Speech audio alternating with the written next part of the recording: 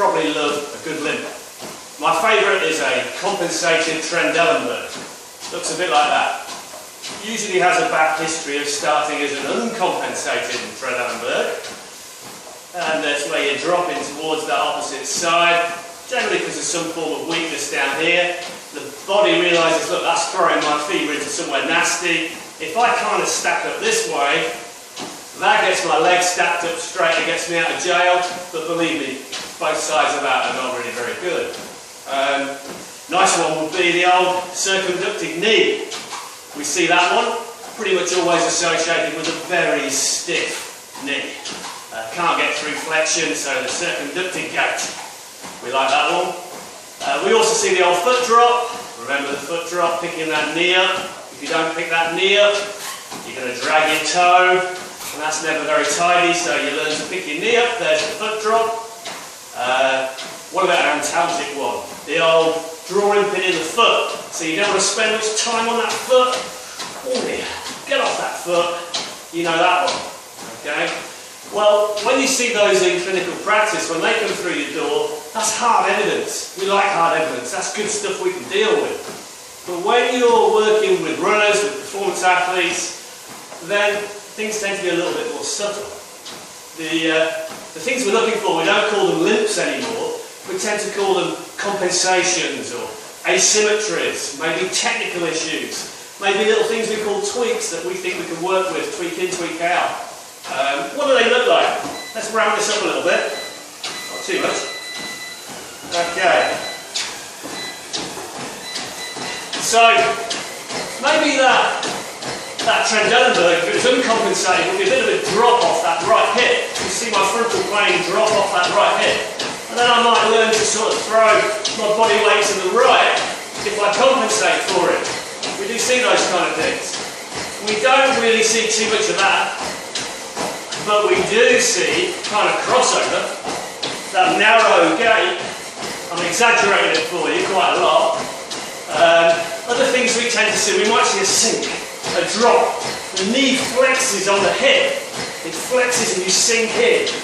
A little subtle one we might see would be a little bit of dishing. I'm exaggerating that a lot for you. Or watch my right sole. You see I'm showing you a lot of sole. We see that particularly when people are striding forwards, really reaching forwards, trying to overstride to a certain extent. Let me turn this down.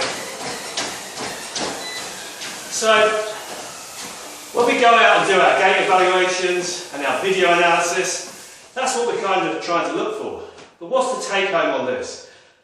I think one of the things is, I'm not going to do too many of these on a treadmill, but second thing, I do think that some people are sometimes looking for things that are a little bit picky, a little bit small. I'm not going to call them trivial, but they're hunting out the little things, those sort of very subtle, the pronation, supination gang, and looking at little tibial rotation in and out, taking angles. Now, sometimes you really need to do that, and sometimes I do that, but in general, we're looking for the big rocks, aren't we? We're looking for the big things. We're looking at the big gun muscle groups, and we're seeing how they influence our gait patterns. And those things tend to be those similar patterns that I've just talked about there.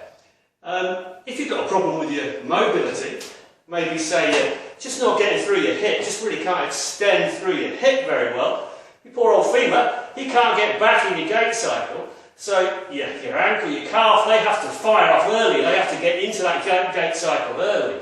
They get overloaded, and then you come into my clinic with Achilles tendonitis, but actually the real issue is you just can't get that femur behind you, because when you do that, you load the calf, you load that Achilles naturally, nice free elastic energy, mass, momentum, pinging you forward.